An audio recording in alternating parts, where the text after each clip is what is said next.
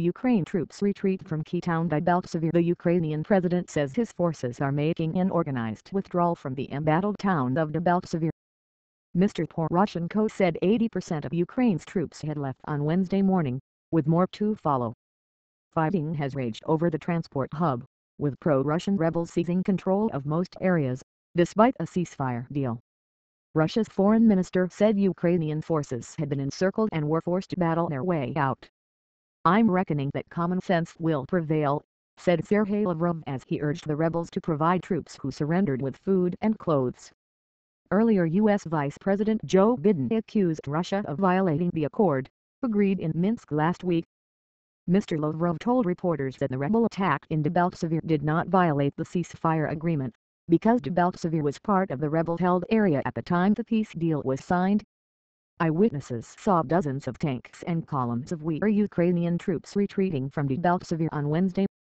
This morning, the Ukrainian armed forces together with the National Guard completed an operation for a planned and organized withdrawal from Debaltseve, the Ukrainian president said in a statement before traveling to the front line in eastern Ukraine. "As of now, we can say that 80% of our units have left," he said.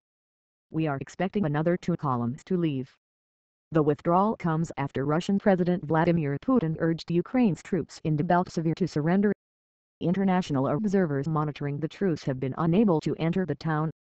It has become a key prize for rebels and government forces, as it sits on a strategic railway line linking rebel-held Donetsk and Luhansk. Most of its 25,000 population has been evacuated, but about 7,000 civilians are still believed trapped by the fighting.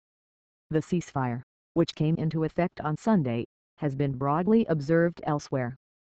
Rebel leaders in the so-called Donetsk People's Republic said on Wednesday they had begun to withdraw heavy weaponry from the parts of the front line where the ceasefire was holding.